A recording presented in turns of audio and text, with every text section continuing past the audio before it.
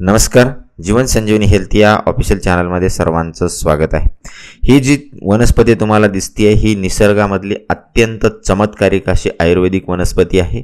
या वनस्पतीनं 3 दिवसामध्ये कसलाही कावीळ तुमचा पूर्णपणे बरा होतो. त्याचबरोबर कसलाही किडनी स्टोन तुमच्या शरीरामध्ये असेल तर तो फुटून बाहेर काढला जातो. त्याचबरोबर शरीरामधली शुगर सुद्धा तुमच्या पूर्णपणे नॉर्मल होते. ही जी वनस्पती आहे ती सर्वत्र उपलब्ध असणारी वनस्पती आहे.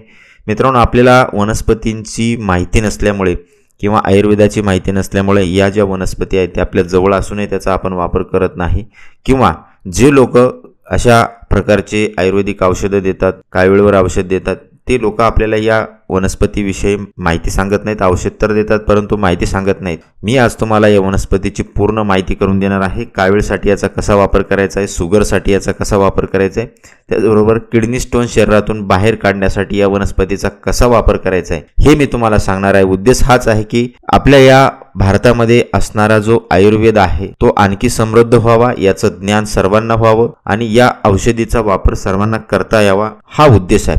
त्यामुळं आत्ताच्या व्हिडिओला एक लाईक करा आणि सर्वांपर्यंत हा व्हिडिओ तुम्ही अवश्य शेअर करा. मित्रांनो, ही जी वनस्पती आहे ती पावसाळ्यामध्ये सर्वत्र उपलब्ध होणारी वनस्पती आहे. ही जी वनस्पती आहे त्याचं नाव मी तुम्हाला आधी सांगतो. ही जी वनस्पती आहे ती आहे भुई आवळीचाच प्रकार आहे. हा एक याला मोठी भुई आवळी असं म्हणतात.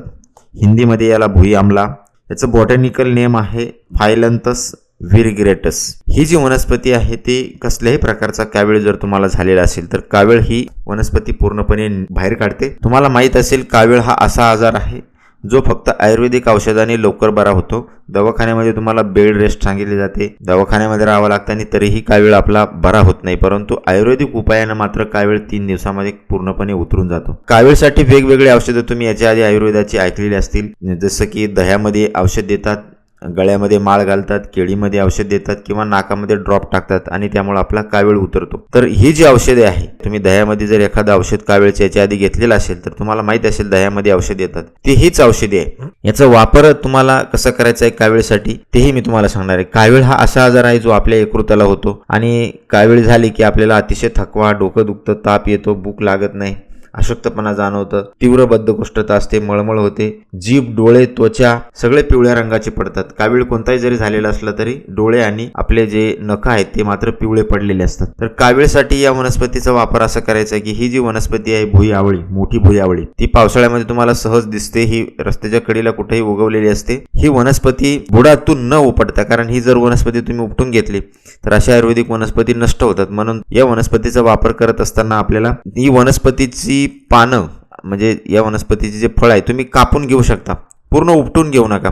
पावसाळ्यामध्ये ही जर आपण कट केली तरी फुटते वनस्पती, परंतु जर पूर्ण उपटून घेतली तर ती पूर्णपणे नष्ट होते. म्हणून आपल्याला त्याचे जे पाला आहे, खोड आहे, ते आपल्याला कापून घ्यायचे. त्याच्यामध्ये छोटे छोटे बारकाले फळं दिसतात, ते आवळ्याच्या आकाराचे असतात आणि ते थोडेसे आंबट पण लागतात. आपल्याला ते फळं, पानं, खोडासकट त्याच्या आपल्याला ते कट करून घ्यायचंय आणि आपल्याला त्याला चांगल्या रीतीने दगडावर कुटून घ्यायचं आहे. एक पाव चमचा रस काढायचा. आपल्या याचं फळं, पानं आणि त्या खोडाचा पाव चमचा रस काढायचा आहे आणि हा पाव चमचा रस आपल्याला 2 चमचे दह्यामध्ये मिक्स करायचा आहे. चांगल्या रीतीने मिक्स करून घ्यायचं आहे आणि त्यानंतर हे 2 चमचे दही सकाळी उपाशीपोटी ज्या व्यक्तींना कावीळ झालेला आहे, जॉइंटिस झालेला आहे, त्या व्यक्तींना खायला द्यायचं आहे. 3 दिवस असं आपल्याला करायचं आहे. 3 दिवसामध्ये काही पथ्य पण आपल्याला कावीळच्या व्यक्तीने पाळायचे. तेलकट खायचं नाही, अल्कोहोल घ्यायचं नाही, मटन किंवा नॉनव्हेज कुठल्याही प्रकारचं खायचं नाही. 3 दिवसामध्ये कसली कावीळ जर तुम्हाला झालेली असेल तर ती तुमची घरच्या घरी उतरू शकते. ही वनस्पती तुम्हाला फक्त या पद्धतीनं दिसते, ती तुम्ही त्याची ओळख ठेवा. अशा पद्धतीनं उपाय करा. जर तुम्हाला